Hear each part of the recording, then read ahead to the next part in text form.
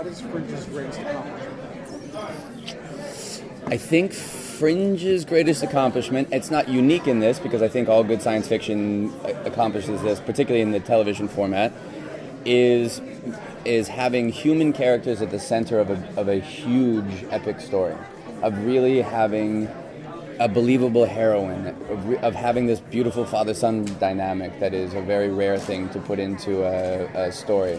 So I think that's our greatest accomplishment. I think I'm a huge, huge fan of science fiction, but the place I think that science fiction loses broader audience is when it gets too far into the geek and you lose the emotional core, the human core.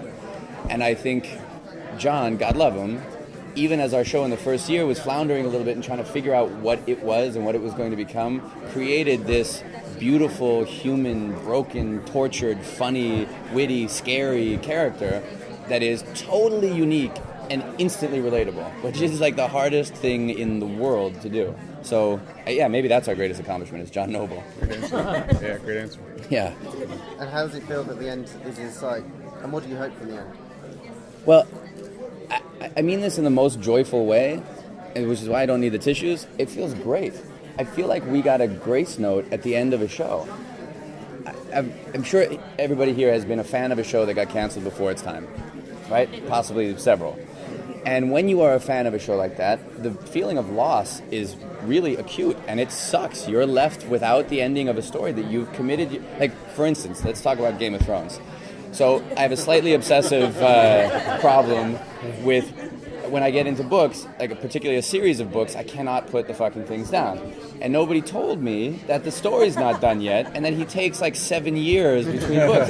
So last summer, I plowed through, like 9,000 pages of the Game of Thrones, and finally, and I finally started being like, wait, that's weird. I don't feel an ending coming. And I got to the end, and the person who had recommended them to me was like, oh no, it'll be like 10 more years. I was like, what?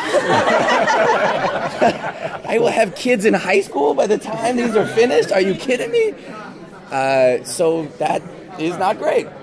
So for us, for a large corporate entity to give us, as the creative types on the show, to have the opportunity to finish our story in the way that we, and by we I mean Joel Wyman, wants to finish the story and say, which is one big thank you to the audience who has come with us for those 4 and now going on 5 years. It's the rarest of things. So that's why I don't need the tissues, because I'm stoked. I just think it's amazing that we have survived, thrived, failed, floundered, done all the things that can happen in 5 years, and we get a chance to end it on our terms. That just never, ever, ever happens. Even if we had known, the last 2 years, there's been a contingency plan to end the show because we didn't know, canceled or not canceled, and we could have put a reasonably satisfying ending onto any one of those seasons, but you still would have had to jam the ending in. Now we have 13 hours to tell a whole ending to this story, and I couldn't be more excited about that. And Joel has been incredibly forthcoming about wanting us all, because in a way that a television show is the possession of the people who make it before it goes on the air, right? There's a beautiful honeymoon phase on a new TV show when you post-pilot, pre-first air date, when it's just you. You're making it for yourselves, basically, because nobody else is watching it. There's nobody to pick it apart or build it up or tear it down or do any of those things. Well, we're getting back to that place.